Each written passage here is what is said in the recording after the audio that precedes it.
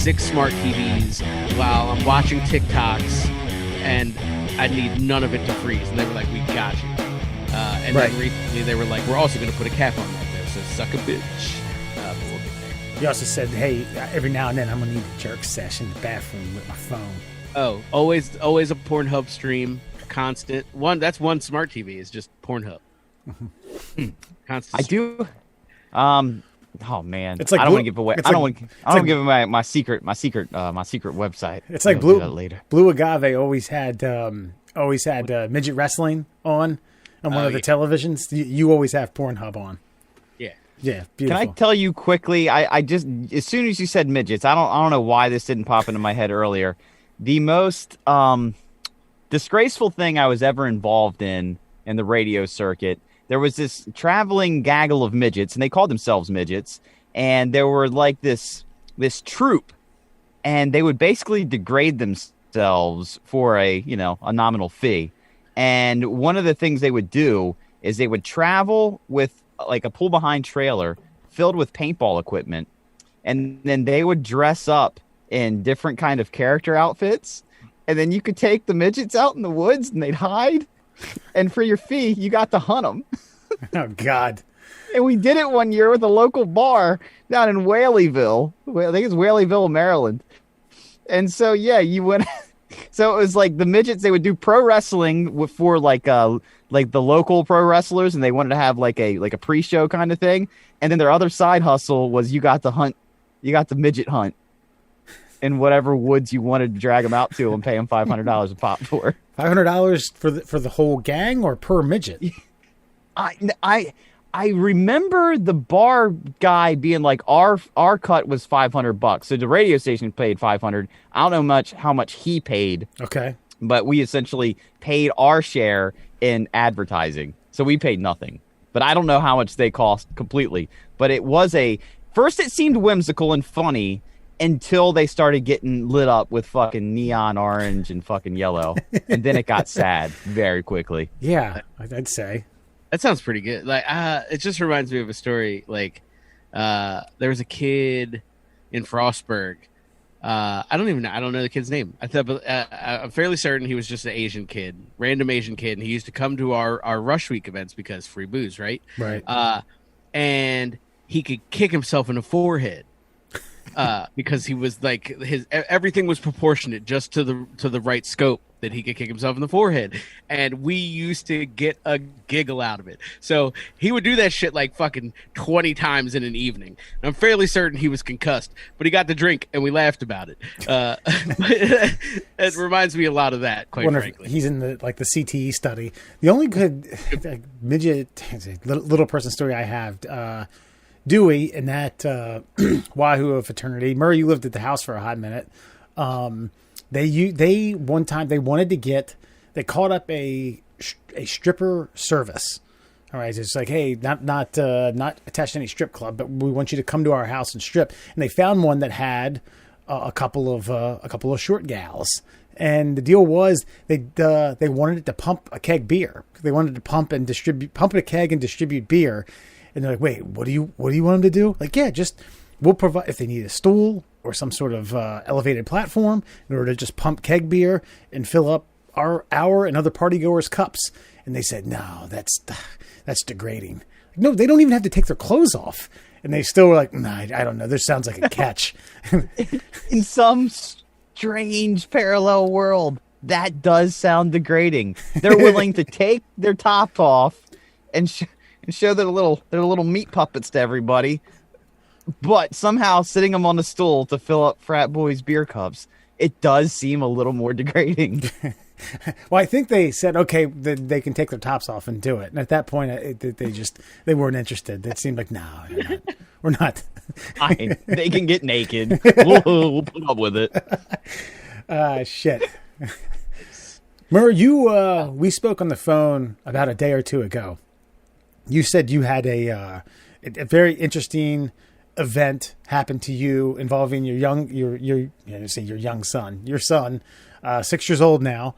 Give us the insight on this. I got a chuckle out of it, and Alan, I think you will. And any of the listeners who have children too might be able to relate. Well, it's this weird dynamic between you and another human that hasn't quite learned what the world's all about just yet. But what fascinates me is how fucking funny he is. Like, he knows what's funny. And then I have to tiptoe that line between laughing and disciplining, because even though it's funny, you can't crack under certain situations. And so we were lying in bed as me, and then it was me and my wife, and then right between us is him, and we're reading him his little bedtime story. And she, of course, my wife, just boom, she's out. Sentence 3 of any story, she's out. So she's laying there. Of course, her hair's, kind of just lying there as well. And so I kind of I always look back at him, like when there's a fun little punch in the story, and I see he's like not looking at me, and he's got his finger, and he's kind of twining it up in her hair. And he looks at me, he's like, shh, don't tell mommy. I'm like, and then I was like, come here. Did you put a booger in her hair? And he's just like, yeah.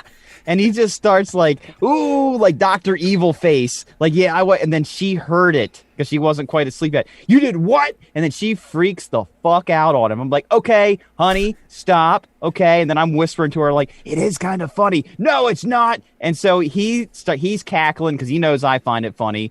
He's also a little scared because he knows she doesn't. And then finally, I'm trying to give him the talking to, and I'm crossing my arms. And one of the things I realized is that crossing your arms is not like a natural thing to do. It's something that you end up learning over time, and then it's just muscle memory how you do it. And so this 6-year-old has never crossed his arms in his life. And so I'm like, okay, buddy. And then he tries to cross his arms. He's like, hold on. Wait a second. Hold on. Wait. And he can't get his arms right. He's like, and he gives me the, hold on, daddy. Hold on. Wait. And it's almost like a fucking Family Guy joke. After 30 seconds, I lose my shit. I start laughing. He starts laughing. He finally gets it and goes, there. And then we both just die laughing. I'm like, go to bed. And I left the room. That was the end of that. What are you supposed to do? The kid either is just naive enough or he gets it and he's fucking with me. And I don't know which one it is. Well, the booger in mom's hair, that, you got to lay the law down on that one. That can't be, dad can't be chuckling at boogies in hair. Yeah. But tell me, okay, Wesley fucking Foxman. Now tell me you wouldn't have fucking gotten a hearty har out of seeing a booger go into a long strand of I'd say, listen, gorgeous man, brown hair. Pull your pants down, because I want to see if those balls are as big as they are, because they may be bigger than mine. They may be bigger than Papa's at this point. Because you got to take advantage of his youth. Like, I think he knows it. He's like, check it out, pal. You know what I mean? He can get away with it. He's going to get yelled at, sure.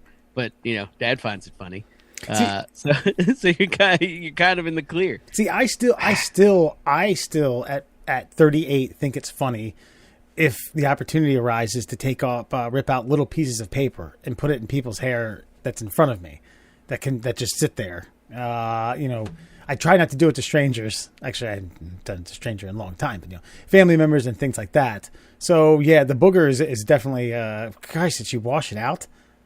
She just go to bed and wash it in the morning. I don't have a whole lot of hair to work with, but she did the whole thing where she grabbed up by the roots and then just like peeled it out and just like, and I think she was more angry once she found it. Gotcha. She saw the size of it, which is an impressive size. It was a full grown human man booger. It was worth it. Give us, okay. That's a funny story, but I forgot you told that story because I was anticipating the story about how he said you fucked up Mario. You fucked up this new Mario thing that he's got going on. Daddy was like, yeah, I'm gonna get in there and get a few games in late night and totally sabotage some saved. Oh, you son of a bitch! Conquest that he had going on in okay. Mario 54 or whatever the fuck it is. This might be my first like legit naive parent fuck up, because he told me like a day ago. He was like, there's this little character Nabbit, and eventually you have to catch him. He consumes a level, and then you have to catch him, and when you catch him he gives you an item, and it's hard to catch. But for whatever reason, he never caught him. I was like, hey buddy, I'm gonna go catch Nabbit. He's like, no, I'm saving Nabbit for the end, so don't catch Nabbit. And I was like, oh, okay. And then the next day I'm playing it. I'm like, fuck, I got to go to this level because I got to get this extra item. This level's really easy to get that item in. So I'm going to go ahead and catch Nabbit so I can open it up. And I said, "Hey, buddy, guess what? What?" I called Nabbit. I saw just blood red eyes go from just white to red, tears start to flow. Like, "Oh no, buddy, I'm sorry.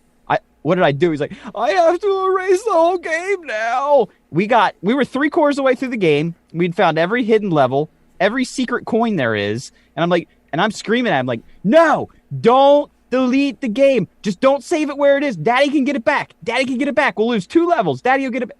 Boom, wipe that fucker clean. Had to start all over. And then I had to do the talk down of "Daddy's so sorry." And it was completely my fault. I feel like a complete cocksucker asshole. I can remember one of my parents doing that. I was getting like a solid chuckle out of how you were trying to, in your mind, you were starting to make things right. And he had a rebuttal for everything, of how it was wrong. You said after about 3 or 4, you were like, "Damn, I fucked up. I can't get out of this one." Like, "Oh, we could go back to level. No, we can't do that because well, maybe we could go to this level and go a different route. No, Dad, we can't do that because of do. Like, oh shit. Well, yeah, that's bad. Yeah, it was undoable. But I will say I made up for it.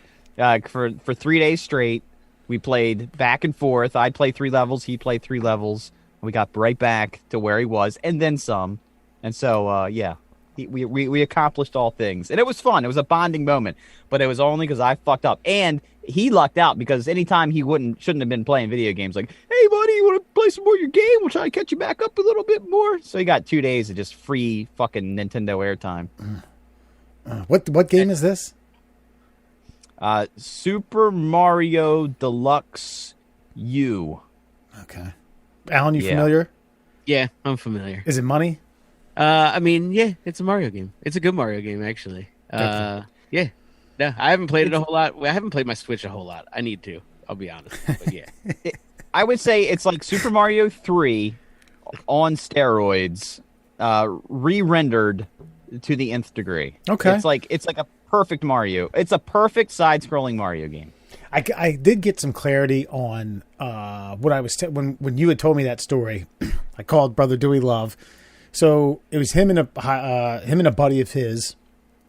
They were playing 1942, and apparently, okay, so 1942 has, I think it's something like 50 levels, and you only have 3 lives per level, and if you lose all 3 lives, you get kicked back to the first one. All right, that's the shtick, and every level has subsequently more bombers and more planes that you have to blast out, and according to Dewey, after you die, there's a button combination that allows you, it just loops. You have infinite lives. You can try that level over and over and over again.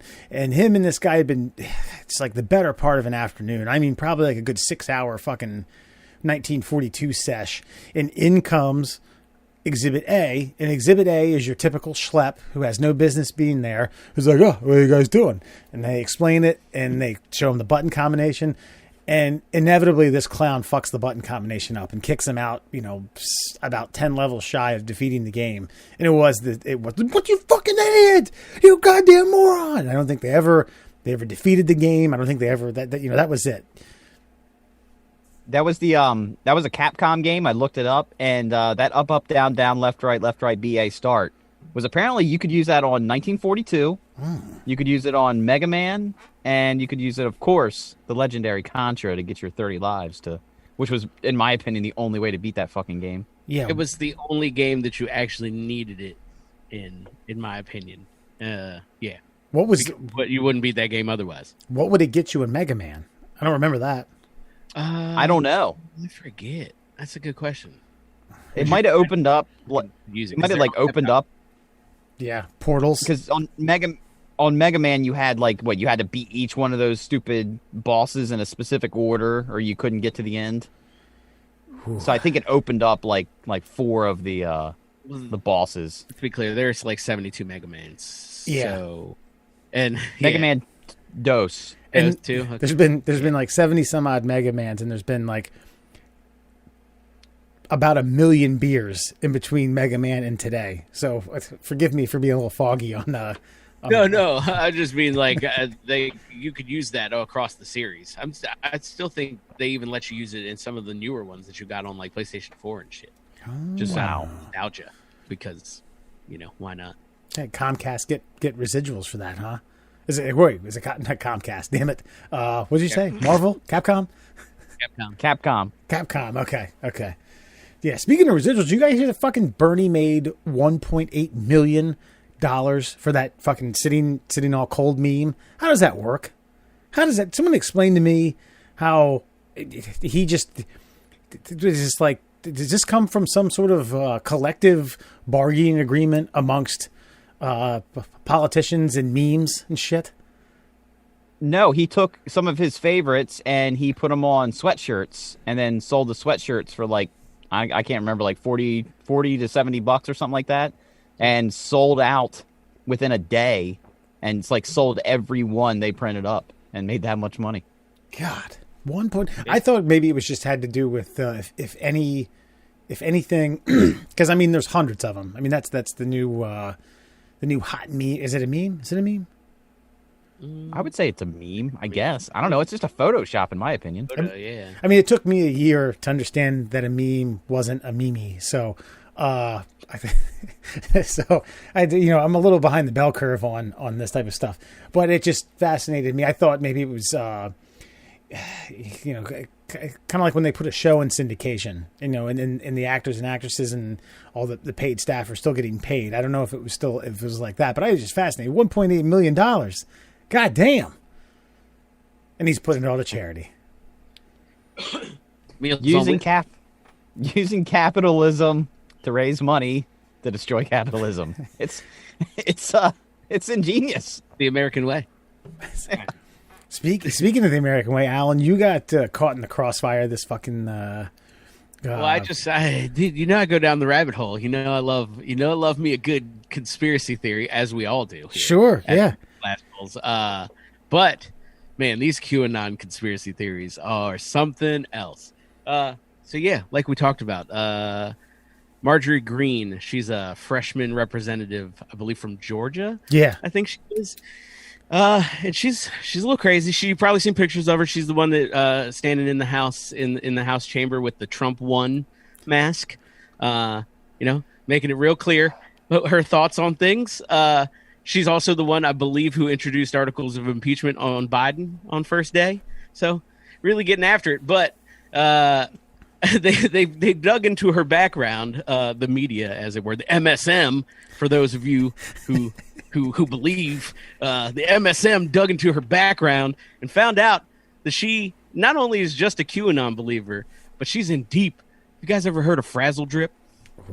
Sounds like I have now, and I was okay. Not many things in this modern era wow me. This one gave me the good goose pimples, baby. Yeah. This one wowed the shit out of me. Initially, I thought it was just VD, but I realized it's a lot more than just. I thought it was like a modern spinoff of Fraggle Rock, and I was getting very excited. Very, very not that. So in short, close. Yeah, it's a little. It's equally weird, I will say, but a little bit opposite end of the spectrum. So just for those who don't know, so Frazzledrip. Which is a cornerstone conspiracy in the QAnon umbrella of conspiracy theories, is, I guess, a conspiracy that alleges that, what was that dude? It's Anthony Weiner, that guy who showed his wiener to somebody and then got in trouble. Anyway, his wife, whose name I do not know, and Hillary Clinton. Uma. There you go. Abedin. Uma and Hillary Clinton, I guess, sodomized, tortured, and ultimately filleted off the face of a young girl.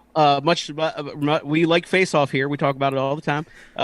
So a face off procedure, Hillary Clinton, Uma, and they wore her face in front of her to scare her, to fill her blood full of that precious adrenochrome, which they feed off of. And then I guess to top it all off, they killed the broad, and then they just sat on the floor and drank her blood and basked in it, as lizard people do. Frazzledrip, guys. Help us. What's for dinner? Frazzle. Well done. Hey, man. I think, okay. So first of all, yeah, this woman is a state representative, federal. Okay, so she resides out of Capitol Hill for chunks of the year, and votes on federal law as a representative for the state. I don't know how many representatives are the great state. Was it the Georgia? Is it the Peach State? Georgia Peach State? Anyway, something like that. So sometimes I want to give voters the benefit of the doubt in the situation, because you might walk into a voting booth, okay, and you might not know anything about the representatives, okay, and you might just look at the R and the D and you go, oh Christ, well, no, nothing. I'm just going to go with my my party affiliate. And I'll be honest with you, I've been in a few of these situations where I don't know the people I'm voting on. Christ, I might even peek over the side and see who homeboy on next to me is voting for. I might cheat. That's a federal offense. I wouldn't admit that on the air. Whatever. They're looking for me. I'm going to get that vaccine. They're going to find me. Anyway, just like, I feel like this day and age, people ought to know about people who believe in shit like this and are getting elected to Capitol Hill.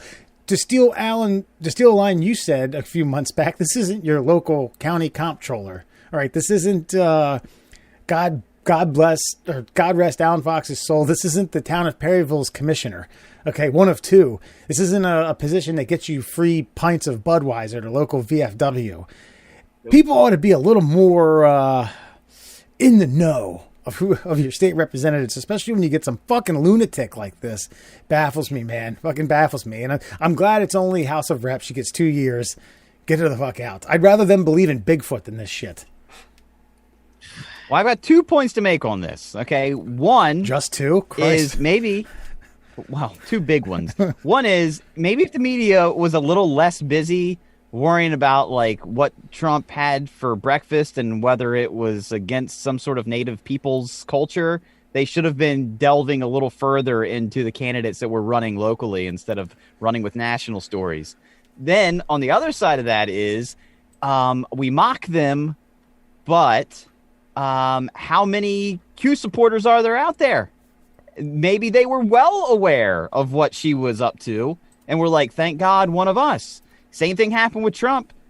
Trump was the asshole president. The assholes found their king, and the king reigned supreme for 4 years in America. So I mean, look, and I'm not saying that everybody that voted for Trump was a complete asshole, and I'm not saying that everybody that voted for this chick was QAnon, but, you know, she might have just been the Republican, but if sane-minded Republicans, sane-minded conservatives, and I'll say it now, like myself, knew this background story, wouldn't have voted for her. I would have at least left her name blank on the ballot. I wouldn't have given it to the other person, but I definitely wouldn't give it to her. But the media doesn't do its due diligence. I think anybody for running for office should have a podcast. Your campaign should start with a podcast that's downloadable on the Apple. Damn it, I fucked it up. God damn it. iTunes, God damn it. On iTunes and on the Google Play Store. And if you're involved in any way, you should download that. You should have to hear their thoughts on things. I don't know, like fireside chats, like once a week, so you can get to know your candidates. That's the only way we're going to do this. Remember when that Christine O'Donnell chick ran in Delaware and she ended up doing the ad like, I am not a witch. She had to fucking tell people she wasn't a witch. Which kind of starts to plant a seed of witchery, I think. So, that's right. You know. Yeah, she says he isn't a witch. I don't know. Maybe she is. If you have to, like, openly be like, I'm not a witch, you might be a witch. Right. I think. Potentially. I'm just saying. I feel like this boils down to the he seems like a nice guy from Tommy Boy. Like, you know, it's like, oh, her policy's okay. Like, wait, here's a woman who believes that Hillary Clinton and Anthony Weiner's wife sodomized and faced off a girl while they drank, I don't know, iron from her blood or something, and then adrenochrome, motherfucker, and you got to get it out through fear. Jesus Christ, scare the shit out of her so that her endocrine system pumps it full of adrenochrome, and then you drink that shit, you lap it up out of a fucking hamster bottle. Did they steal this from that new Shining movie? Have you guys seen that with Ewan McGregor? Ewan McGregor plays a young Danny, or plays an old Danny Torrance, and basically these people have figured out a way to live forever if they're able to kill people who have powers like Danny Torrance, and they get them all scared and they stab them and they suck their life force out of them. It's kind of like, it almost seems as if they watched a bad movie and they're like, wait a minute, I think I'm onto something. It was Hillary. It's like, I think it's like a mix of that. I was comparing it to 8mm because like every article I've read about it was like, yeah, it was just like a fucking torture dungeon, and they fucking beat her with spiked paddles and then filleted her face, like, and it's always filleted, like. It's never, yeah. Like I would have loved if somebody was like, somebody faced off her. Now it's a fucking great use of face off as a verb. Way to go, journalist. But no, filleted was the word that always got used. So they had a butcher on staff with a really sharp knife. Great. Yeah, a very specific cutlery for this procedure. Maybe that guy who stormed in your secret society. What's that? Secret society? When you join a secret society, there's certain levels to those secret societies, and by the time you get to the level that Uma Abedin and Hillary Clinton are in, you have officially learned how to fillet a young child's face and wear their skin as a mask. And, as you know, adrenaline causes your body to perform at its peak. So if you're able to scare all of the adrenaline out of the gland of a young child who is filled with adrenaline, because they haven't used any of it for most of their life yet, then, of course, you can suck the life force into yourself, and much like a vampire, almost, or actually much like Shang Tsung from the Mortal Kombat series, you can start to de-age yourself and invigorate yourself with more power. That makes sense. Shang Tsung from Mortal Kombat. I tell you, if I was another House of Representatives, if I was in the House of Representatives from any other state, doesn't matter, and I knew that this person was voting amongst the 400 plus people in the room, I would sabotage my own political career to constantly mock her, constantly call her names, constantly be like, look, this is what she believes, just so everyone knows, even if it had nothing to do with what I was about to say. Like, yes, Speaker of the House, first of all, I just wanted to remind everyone that this is what she believes. Okay, thank you. Moving on to real business. Because realistically, I mean, she's only, 4 steps from the fucking Oval Office. I mean, I know a lot of House, you move on to the Senate, maybe vice president, et cetera, et cetera. Some of those leapfrog, some of those steps, but she's not that far away, man. She could request a meeting. Like I am of sounder mind than this lady, I believe. And I can't be like, hey, Joe, just trying to holler at you for a minute. Can I get 15 minutes on Thursday? Like, I can't do that. She can fucking do that. That's a problem. But I just want to bring it back to some semblance of reality here where, I know we're, mocking these people and, where do they come up with this stuff? Well, then, and I learned a lot about the stock market over the last couple of days. And today, with the whole Robinhood thing, God bless these Reddit people. This is the most fascinating story I've heard in a long fucking time. And, again, the cereal box version is a bunch of Redditors said, hey, guys, let's just fucking buy a bunch of GameStop stock and we'll fucking make a shit ton of money and then we'll sell it off and fuck those hedge fund assholes. And they did. And then that Robinhood app that most low-level stock market traders like myself would use shut them the fuck out and wouldn't let them buy anymore, which from what I've read today, even my stupid little non-nuanced minds, that's fucking illegal on many fronts. Mm-hmm. They might have just taken down a multi-million-dollar corporation like that because they couldn't help themselves. And so when the QAnoners are like, the hedge fund managers rule the world, and then the hedge fund managers shut Joe Public out of fucking trading on the stock market, well, guess what? I feel like a QAnoner might have just won the day. And I think, Murray, you've presented us with the clearest point here is that listeners of the middle class holes, we are not fucking enemies, no matter what side you're on. It's the fucking man. So fucking wise up, you assholes. Yeah. Actually, Jimmy hit us with this thing. God darn it, I just had... Oh, yeah. So he said... yeah, I was going to send him a message because he's managing some of my money, and I wanted to see if he threw me into GameStop and AMC today. I think a little too volatile for that. But he said he just looked into it. So you can do Reddit like subreddits. So it's r dash. So it's r dash Wall Street bets, and I guess this is kind of where I'm, and it says there are quite a few bros panicking. Quote, what are we to do now? My dad is pressuring me to sell. I just looked at this. My dad is pressuring me to sell. Boo hoo is what I say. No, the most fucked up part about this is that people got messages from Robinhood saying, we sold all your stock this morning at 11:30 a.m.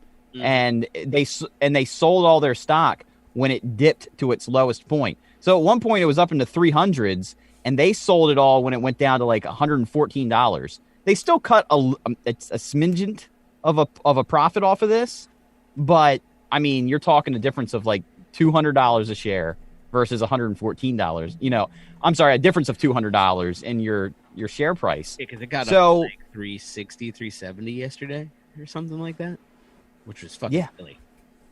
And they beat the big boys at their own game. Now, I'm not a fan of this because I believe in the future, if this continues, then yes, it will, in fact, cripple our fictional economy that's based on nothing but computer digits and fucking algorithms. And I don't need that to happen. I think we've suffered enough this year.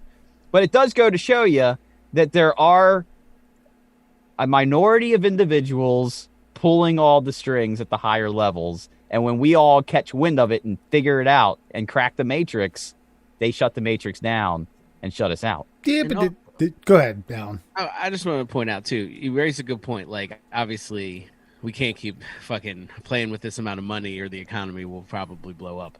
But they have done this. Hedge funds have done this exact fucking practice for ages.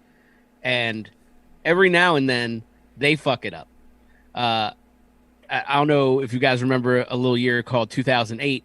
But shit wasn't great in this country economically, and it was because they fucked up doing this exact thing, and they fucking lost. And then we, the people who were just trying to fuck with them, bailed them out, the taxpayer. So I understand that we can't fuck with them, but I think this should have opened the door for everyone to kind of take a look and be like, is the market free?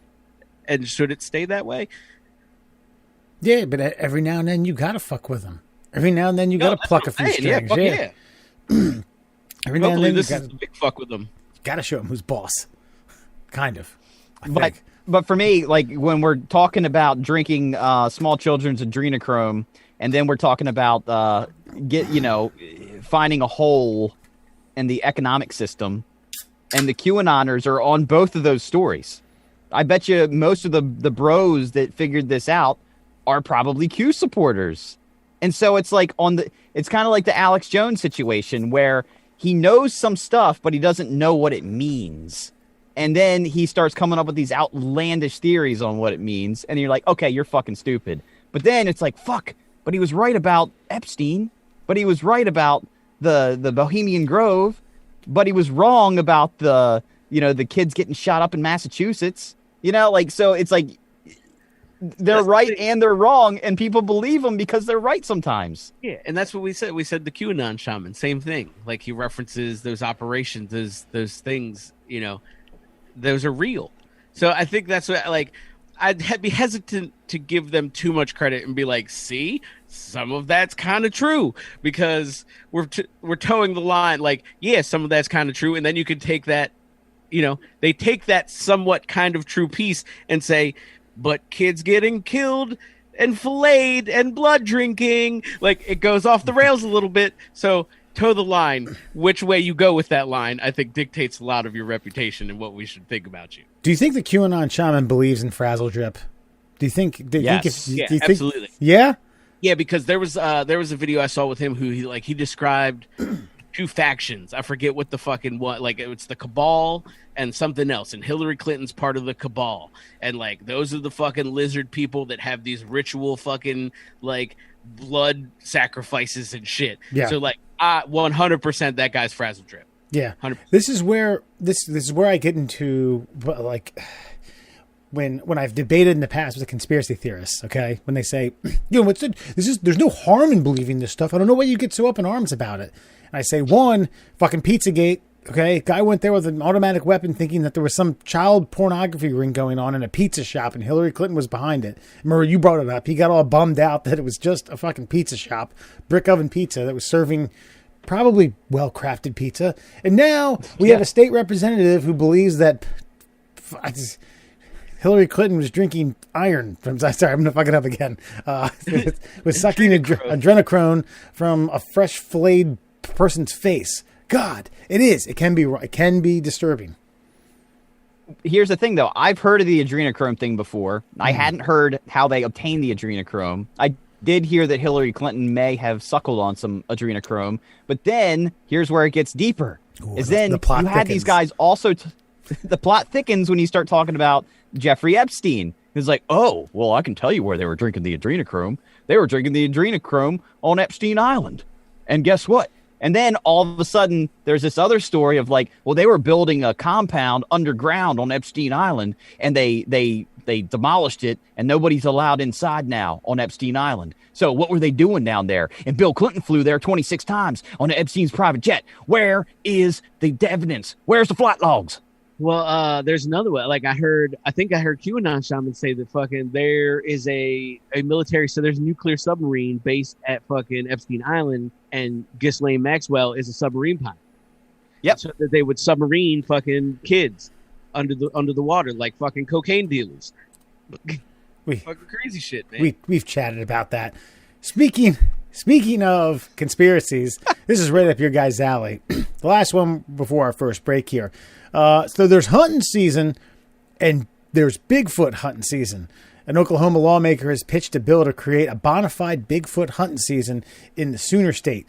On Wednesday, Representative Justin Humphrey introduced House Bill 1648, urging the Oklahoma Wildlife Conservation Commission to establish Bigfoot hunting season. And then the picture is just out. It's worse than Harry and the Henderson. It looks like something from a fucking Five and Dime thing here. So the Oklahoma Wildlife Conservation Commission shall promulgate. Yeah, that's promulgate. Learning words is hard. Rules establishing a Bigfoot hunting season. The bill states, quote, the commission shall set annual season dates and create any necessary specific hunting licenses and fees. Micah Holmes, the assistant chief of this whole mess, says, hell yeah. Apparently, it may not pass until November this year, but could be expedited to February 1st if the Oklahoma State House District 19 is willing to play ball with the state. I don't know. Is this just the man collecting more fees? I think so. But you guys probably have a hunch that Bigfoot's floating around somewhere in the Oklahoma desert. I presume they have woods there. Yeah, woods and desert. They have woodlands in Oklahoma. It's a big state. Yeah. All right, yeah, man. Shit. He said that very matter of factly. I don't know shit about Oklahoma. Play some good football, man. I'm sure there are wooded areas. But no, I think it's bullshit. I think it's just obviously they're just trying to get tourism in. Because I personally, who have researched fucking Bigfoot a little bit, I wouldn't fucking hunt for him in Oklahoma. That's outrageous. It would definitely be somewhere in like the Pacific Northwest, or I would go out of this country. There's a Bigfoot somewhere in Asia, 100%. Now, I too wouldn't specifically choose Oklahoma to Bigfoot hunt. However, Oklahoma is giving me the license to Bigfoot hunt. And what I think is going to come out of the pandemic is a lot of creativity by individual states to collect stupid revenue for stupid reasons. And as much as I do believe that the possibility of Bigfoot is high, okay? I think there's a high possibility. I'm not saying I believe in him, but I believe in the possibility of Bigfoot. I think every state should come up with a way to have a license and tagging fee for hunting Bigfoot, because it'll do two things. One, it will quell assholes like me. What it'll do is it'll allow people to go out and finally comb this great land of ours to find the Bigfoot. Okay, right? They haven't done. They don't do that. They don't have a TV shows about it. They've never combed anything. Four fucking weirdos. Sure, easy. Exactly. 4 fucking weirdos out there doing it. Now, when you say, and it almost legitimizes it when a state says, "Oh, you can come buy your Bigfoot tag now. Get it for $250. Hunt for Bigfoot the whole year round. You're going to get a whole bunch of wahoos out there, and they're all going to go out looking for Bigfoot. So now you've got a whole bunch of people specifically combing for Bigfoot. So now the likelihood of finding him at least is much greater in Oklahoma. And two, it's capitalism at its finest. It's a Bernie Sanders sweatshirt that raises $1.8 million in 1 week's time. You can raise a lot of money off of nonsense. Bernie just proved that for you. So yeah, let people go out and hunt for Bigfoot. Every state that's had a Bigfoot sighting should do this. Go ahead, Alan. He's got a point because, like, say Oklahoma was like, anybody could buy. You don't even have to be an Oklahoma resident if you just want to come hunt some Bigfoot in Oklahoma. And they were like, we'll send you this cool fucking hunting card. And it was like legit, like, cool. I'd pay a fee just because. Yeah. So I think he's got a point. This is a marketing ploy more than anything. And yeah. Listen, I have people's money is their choice to do what they want to do with it. I have no problem with the fact that the state wants to charge people, whatever it's going to be to legally hunt for Bigfoot, and then you get some fucking nice plaque or some sort of silly license with the picture of Bigfoot on it. Yeah, you get like a plaque, you get like a little card to keep in your wallet. It says you're licensed to hunt Bigfoot in Oklahoma. Maybe a sack of Jack Link's jerky because he's their mascot, like things like that. Sure. It's a nice touch. All states should do it. As a matter of fact, people, if you're part of a state legislature or wildlife gaming commission in other states, you ought to see if this is raising money, and then you should lie and make up more animals. Say we have a pterodactyl problem. Say we have with Christ Chessie, and here in Maryland, there's this folklore of a giant fucking license. Yeah, that that has lectins in it and stuff. I think that. The thing of it is like, what I was going to say is now that Murray, you had said you have a bunch of people now hunting for Bigfoot. That's somewhat. Are you suggesting that anyone that's been hunting for deer in the last couple 100 years just happened to miss Bigfoot because they weren't hunting deer, or they weren't hunting Bigfoot? They didn't see an 8-foot fucking thing because they were specifically had their eye on the prize, which was a deer. Eyes in the sky, baby. The Tesla autopilot works because it's got a shit ton of cameras that surround the perimeter of the car. Okay, so if you put one camera, you're missing, 300 degrees? So if you're just out there looking for deer, one, your eyeballs aren't searching for Bigfoot. Two, Bigfoot is obviously the hide-and-seek champion of forever, so he's not trying to be found. He sees you, boop, just ducks and hides. Maybe just bends over. Maybe his butthole looks like a fern gully, okay? So you're not finding Bigfoot. Now, you've got multiple cameras in the wilderness just kind of scanning, and they're specifically looking for something they weren't looking for before. And that's how you find Bigfoot. Okay, I'm not saying anybody's going to find Bigfoot in Oklahoma. I'm just saying that Bigfoot has a higher propensity to be found if you send a bunch of fucking yahoos out there to find him. Expert Bigfooters. We aren't doctors, but we'd love to take a look at some more of the middle class holes. So I was doing something interesting the other night, and by interesting, it just kind of shows how archaic I can be at times. I was watching a movie on cable television. Yep, commercials and all. Watched it from 8 to 11 o'clock at night. We watched Jesus Jurassic World. Okay, that's the one with is it Chris Pratt? With Chris Pratt and what's her face? Yeah, Bryce Dallas Howard. Yeah, Ron Howard's brother, sister. Yeah. Okay. Daughter, I think. But yeah. Yeah, Ron Howard's daughter. So we're watching this. We watch the movie. It gets to, it's late. It's bedtime when we're done, and we're getting ready. And do you guys remember? It's the same fucking musical. It's the same orchestra jingle that it's been since the original one. Do you guys remember? The jingle. Yes, the jingle. I'm sure. Fond of the jingle. So Sarah's in the bathroom getting ready, and it's in my head, and I'm going. Wee wee wee wee wee wee wee wee wee wee. So she accuses me of doing this to be annoying to her, and I tried to explain that listen, babe, I'm extremely, extremely immature, and that's why I do this. I've been sabotaging songs and lyrics since I was a teenager, and when you get something like that stuck in my head, I'm gonna blast it. I'm gonna blow it up just like I did. And I don't even think I think I. Any idea how much it will cost? What the hell? I recommend GoodRx. You get free coupons Ooh, to save on your GoodRx. prescriptions. GoodRx. You're getting paid? Smart. Stop paying too much for your prescriptions. Thanks. That's just stupid if you do. Good RX. I've had that Yeah, I've had that window up for the last hour. I didn't hear anything. Especially if you have pain below your knee and above your ankle, just go to the Shin Splints Recovery Group. That's right. Why pay for insurance? Anyway, so I explained that to her.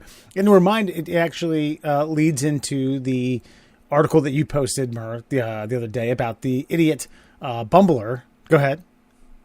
Well, I just want to say, you should have just countered with like, well, that's rather narcissistic. I'm just an idiot moron, and I'm entertaining myself. And you're taking a wee. And so I'm just simply singing out loud. Yeah, she is kind of focusing all of your stupidity solely on her when you've been completely stupid with the entire world for your entire life. Yeah. Babe, I back you. I support you, Wes. This is like, it's nothing new. You got a good version of me. You came in at the right time. You got me like 10 years ago. Woo! Damn.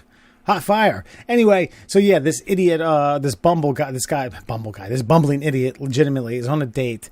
And so the woman across the table from him, and first of all, if you haven't seen the picture of him, this guy's a clown in and of itself. He's got a fucking mustache that the mustache is going up into his nose, so you don't know where his nose hair ends and his mustache begins.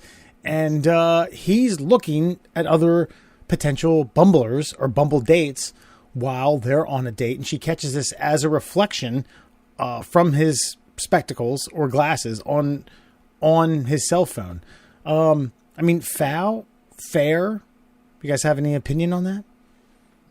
Alan, you start. I've got several opinions on this.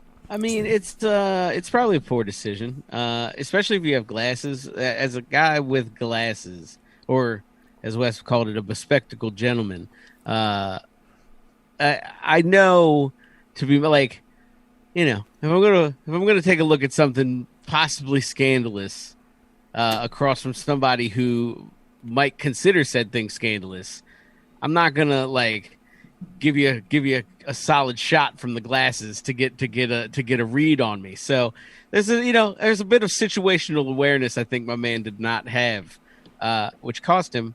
I mean, maybe it was a shitty date. Sometimes you gotta look elsewhere. It is what it is. Mm-hmm. His reasoning is not the problem for me.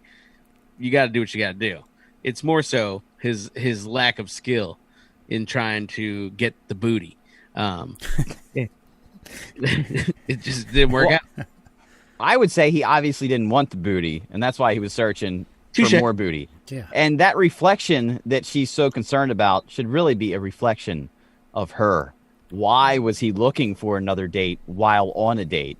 So don't be mad at that guy. You should really do some self-reflecting on yourself and wonder why the person sitting directly across from you on an intimate date in the middle of a pandemic is not impressed with the person sitting across from him. So much so that the phone's out. And by the way, I mean, I know he had his phone out, so, he's in the wrong there. But she's the one that's also taping him while he is, like, hey, why don't we put our phones down or something? There's plenty of other ways to get around this. And it's a date.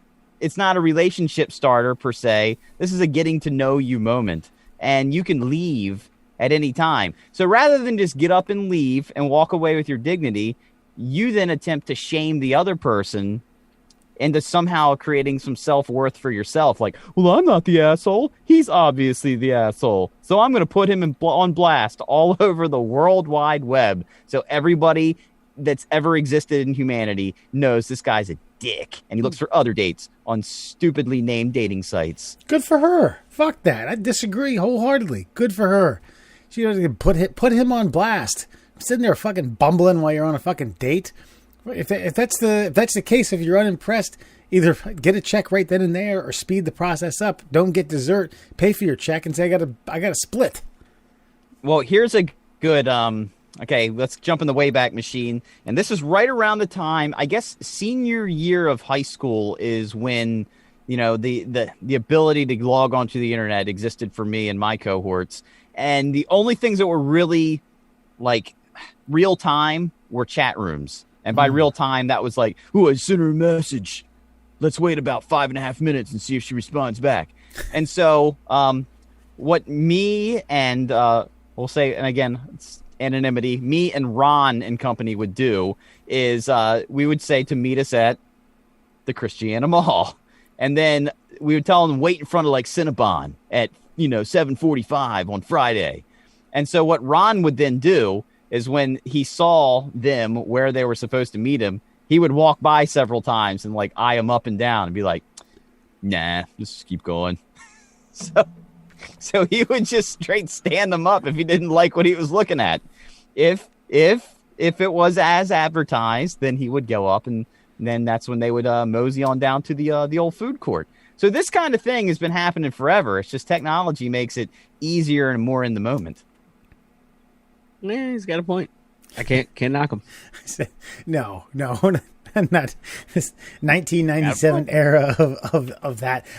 There's a certain amount of courtship that goes along, whether you're interested or not. I mean, finish your fucking meal and go home, and then bumble again, or just say sorry right then and there. If you're not interested, sorry, I gotta go. I gotta get out of here. This isn't gonna work. I'm gonna save each of us a half an hour of our time. Good night. Pleasure to meet you.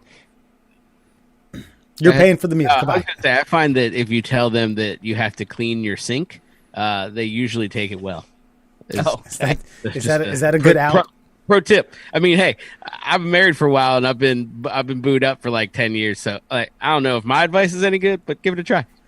Yeah, I might be one of the last men alive that didn't find their wife on the internet. It baffles me with what you're able to do. The thing with this guy, and I got to know his backstory here. We're only getting one side of this thing here. Obviously, the date wasn't going well, or he wouldn't even have been on his phone, and let alone looking for other women. And with the way the internet is now, with like, what's the other one? What's the most well-known dating app? Tinder? Yes. Yeah. So he could have potentially, before the evening was even over, found himself another date, moved on, and gone out with somebody else for like an hour and a half that he liked more. He could have literally gone from that dinner table to another restaurant to meet another girl that he might have had a better time with. He basically had 3 shots in one night because of the internet. So I don't blame him for going ahead and just fast-tracking the situation. Food's coming. Yeah, Hey, what was that? You like dogs. Got it. Okay, all right, we're going to get our check here, and then he's off to the next fucking gig. That guy's got a hell of an appetite. I'm just saying, how can... Scoring appetizers, With that at the palm of your hand, like, can you blame him if she's a twat? I don't know if she's a twat or not. She's twatty enough to put it on the internet and try to shame this guy because she's staring at his glasses and sees the reflection, and then pulls out her camera and takes a picture of it and then shames him for the world to see. I'm going to say, okay, so it's a related story, but not. It isn't this. Doesn't have anything to do with this. I don't remember where I saw it, but apparently there was some sort of blog or some sort of dating review thing. This is like 2010, 2011. Anyway, this person's writing a story about meeting a man at an art gallery here in Baltimore, and she initially thinks that he either has Bell's palsy or is suffering from some sort of neurological disease. Okay, then it turns out it realizes that he's just really fucking drunk, absolutely loaded. And as we were reading this, we knew the guy. We knew who the guy was, and it made the story all that much better. And I don't even have the guy's. I'm not going to say his name, but it was just it was interesting to read because we're at the bar, and of course we know the bartenders, and like, yeah, you ought to read this, and it was holy shit, that's him. Wow, Bell's palsy. Never thought of it like that. I've only seen him drunk. I've never seen him sober. I always wondered why he had that weird tick. How long did she stay on the whole date with him? I think this is one of those things where you could get some wine and putz around and, critique art. and I think she had a glass and he had 4, and continued to get more and more drunk, and that was about it. It was about an hour worth of art, looking, critiquing, getting to know you, getting to know all about you, while you suck down a bottle and I have a glass, like a proper lady. Yeah, I don't know, man. I just don't know where this idea went that you can't just walk away from a date. Like, you know, if that guy's doing that, then you can just say, you know, this isn't going very well, is it? Nah. All right. See you later. Bye. Because I think if it's not going well, chances are the person on the other side of the table has a mutual feeling, right? I mean, this isn't like I'm going to be some earth-shattering news to someone. Like, wait, what? God, I was having a great time. Yeah. So now, like, rather than just have your feelings hurt, what I'm getting at with this spiteful vindictiveness is that she's potentially ruining his chances with any other person that exists out there, again, without knowing his side of the story. Maybe she was talking about cats for 45 minutes and he was done with it. That's all I'm saying. Mr. Winkers loves the soft stuff, but Friffy Tickle Ticks likes the hard, and it's tough to keep them apart while they're eating at the same time. And that's God. Those are great names. Friffy Tickle Ticks. Oh God! If they're cat people, I'm leaving anyway. See? Yeah. Have you ever heard of a QAnon conspiracy called Frizzle's Tits? Wait, what's it called? Frazzledrip. Damn it, Frizzle Tits. I thought it was Frizzle Nits. By the way, Frazzledrip is a fucking A+ cat name. Yeah, Frazzledrip. Gotta get into that. Flay that bitch up. Fillet it up. All right, Andrew, you came through with a hard-hitting story. The Chinese government, obviously, a little bit quirky. They still have Remy Ma or Jeremy Lin. What was that? Remy Ma. Jack Ma. Jack Ma. They still got him. It's like the most American name that you could have as a Chinaman. Well, Remy Ma is a rapper, so that just had Remy Ma's name since like 1997. So Mur, tell us this. There's an alternative method for getting a COVID test in China. Let us hear about it. Okay, well, China ain't fucking around when it comes to COVID anymore. Let's see here. In America, of course, citizens are asked to wear masks, and of course, we are getting the swab done nasally. But if you're in old land, that's not the land of the rising sun. That's Japan, but yeah, that's okay. The neighbor, the neighbor of the land of the rising sun. But throat swabs and nasal swabs aren't enough for the Chinese. Now they are going straight for the other source. They're getting about 3 to 4 inches deep in the old anus to get their COVID test done now. They could do a stool sample, but they're saying that the stool sample isn't as effective as actually going straight for the old anal swab. They insert a cotton tip swab 3 to 5 centimeters, that's 1 to 2 inches, into the rectum. Damn near killed them. The China government has recently imposed more stringent coronavirus restrictions as it battles to contain the outbreak ahead of the Lunar New Year next month, a holiday in which large swaths of people travel the country from their homes. So far, the anal swab has reportedly only been used in particularly high-risk situations. Quote, officials took anal swabs from residents of neighborhoods with confirmed COVID-19 cases in Beijing last week, according to the state media. And they ain't messing around. It ain't like here. It ain't voluntary testing. It's grab them and spread them and swab them. Pull your pants down, spread your cheeks. Okay, so, all right. I may catch some flack from this from my friends who listen to the podcast.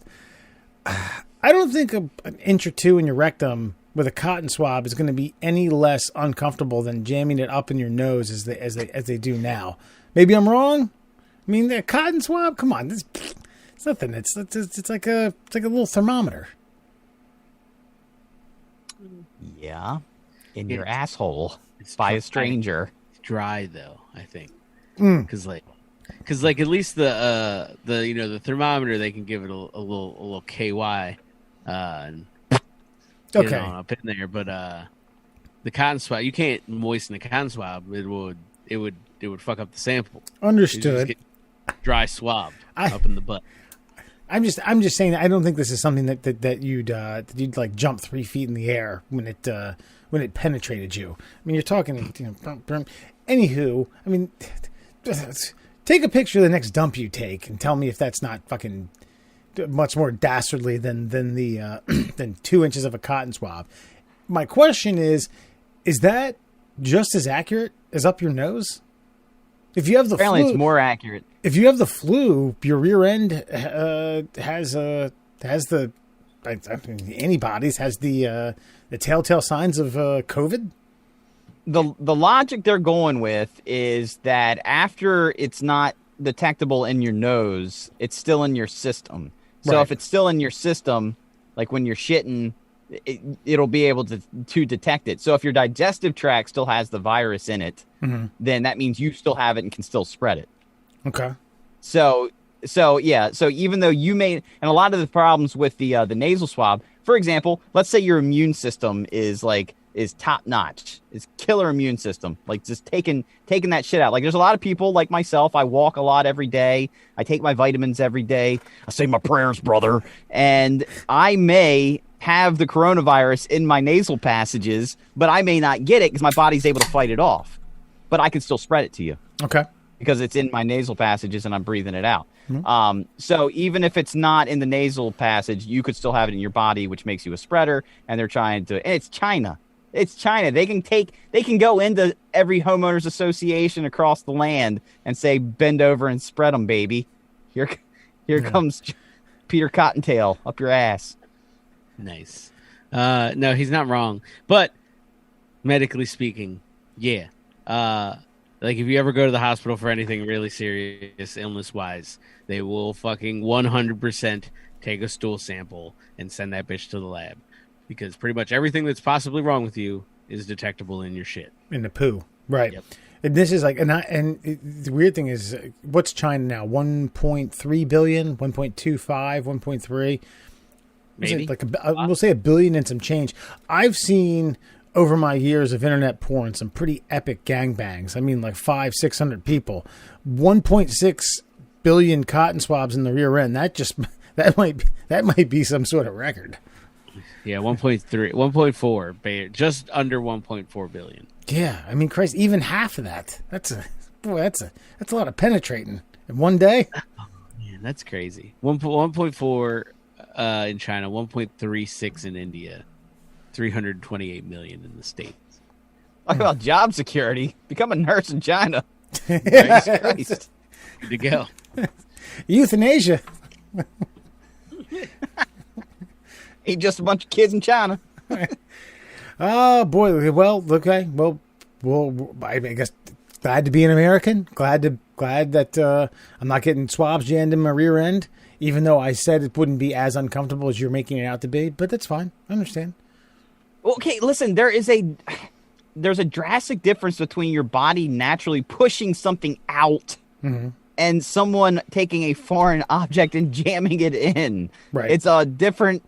I'm not trying to be all Mr. Masculine here, but I imagine that it's a much different sensation, especially if you're, some prudish Chinaman that's not used to having stuff shoved up his asshole. Used to having like sex in the dark under sheets. Depends upon what business in the you're cover of darkness. Under the cloak of darkness, literally. I think there's good use of the word Chinaman. They didn't build the fucking railroads. Murray, you're only about like a shade under 8 years from getting something put in your rear end annually. So keep that in mind. I think it's actually supposed to be sooner. And to be honest with you, okay, at this point in my life, in a way, since I know it's coming, I don't want to say I'm looking forward to it, but no pun intended. I almost just want to get it done. Because I know they'll find other things. It's not just like you got cancer deep in deep in your anal. Like, you got to, they'll know, they can find out other. I want to know what's wrong with me because I don't feel so good. So I just want to know what the fuck's going on. And if that's how you got to find out, well, glove up, baby. Get in there, root around, see what you can tinker with. Root around. I appreciate that. That's that paints a pooey picture of Jackson Pollock. Jackson Pollock. Lastly, before we get to before we get to 3 and now, did you guys have an opportunity to digest the fact that the Baseball Hall of Fame for the first time in many years did not elect anybody to the Baseball Hall of Fame this year? I think I double entendre there. When was the last time that this happened? I think they said sometime in. So, yeah, it's dry class. They've done it to where it hasn't been an active player, but it's been either like a manager or an owner, and that was like sometime in the mid '90s. Prior to this, I think it was like the early '60s. Where it was straight up nobody. Well, I gotta say, I looked, when I saw it, I was like, oh, well, maybe they're just not going to pick anybody this year because it would almost be an unfair ceremony, because it's COVID and, fans wouldn't be able to travel to come, root on, whomever got in. And then I looked at the list and I was like, oh, okay. I guess that kind of makes sense. Yeah. Andrew Jones might have been, the only, name on there that seemed clean from that era of people that they were trying to vote in this time around. Chilling. And I'm like, is he a Hall of Famer?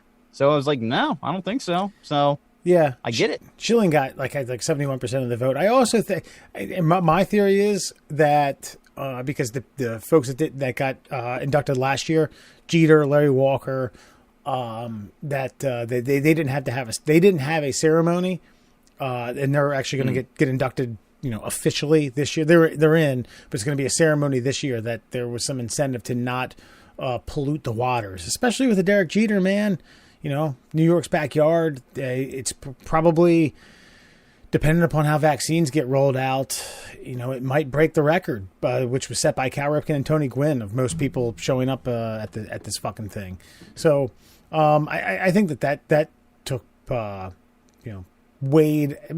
I don't know. It didn't weigh in the voting, but I think there was an incentive to put someone in because they knew that people were still going to get inducted this year. But I will say it's interesting what Schilling did. Schilling said, I don't want my last year of eligibility. I want it revoked. I want to go to the old timers committee.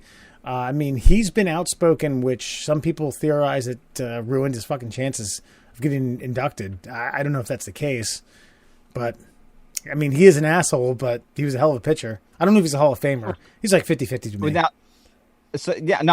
I'm with you on his numbers. And even he said in that, he's like, I don't think I'm a Hall of Famer, but I'm paraphrasing, but I don't want you assholes determining that.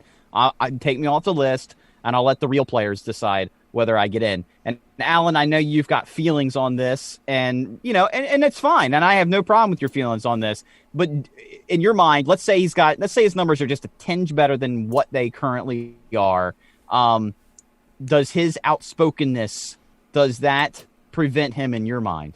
No, because for shit like this, I don't. That shit doesn't affect. I'm judging his performance in a sport. I don't give a fuck what he says. He could be a piece of shit. Tons of baseball players are pieces of shit, especially tons of old baseball players. So, are we really? What kind of a gold standard are we really fucking holding up here? But no, I don't. I think he walks the line of that, and yeah, sure, his mouth has fucking put him in a position where, he is where he is right now, where he wasn't let in. He probably did get let in if he's a little bit fucking more people friendly.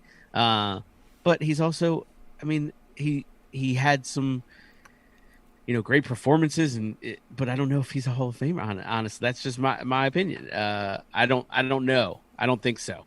In my opinion, you've got Clemens, I think, deserving. You know what I mean? But he falls under that whole steroid era thing, and that to me is it. My cut and dry argument there is, if you're going to let one of them in, just let them all in. be done with it. Build a fucking steroid wing. It can be shaped like a fucking big syringe. It could have floors, of milliliters. You know what I mean? So everyone knows. Like you could put fucking Canseco and McGuire up top because they were fucking juicing it up super hard. You could put some guys down low who were just getting little tastes to recover. You know what I mean? Yeah. Perfectly fine. I'm fine with it. I think that's a good way to do it. Cooperstown, call me. But fucking, yeah, that's how I feel. Well, I got a theory, Wes, and Wes, since you're more of the baseball purist, what if they did this? What if they said, okay, guys, you've been caught. You've been caught.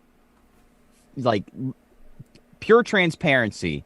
When did you start taking steroids? I know you got a paper trail in some capacity. We will judge your career to that point. If those numbers up to that point are Hall of Fame worthy, you're in. We won't judge you on the steroid stuff, but your numbers to that point are going to be what we base it on, and we won't count anything after that. When we put your plaque up, we're going to put up numbers up to that point, nothing after that. Mm-hmm. And if that's enough to tilt the scales, you're in. Would you be okay with that? Almost like telling Bonds, you're not the home run king if you went into the Hall of Fame, because right around 1999, that's when we figure you or 98, that's when we figure you were juiced the fuck up. So everything up to 98 we'll judge you on. And I still think he's got Hall of Fame numbers up to that point. Yeah. But you don't get any, we erase all your digits after that. Then you end up, honestly, with stuff like that, you're going to, in my opinion, you're going to end up having just arbitration out the wazoo, money spent by God knows who. Christ, the Mitchell report was funded by Major League Baseball, and that was like a couple $1 million, and they scratched the surface. So with someone like Bonds, who at this point's never going to admit it, he's never going to say he took steroids.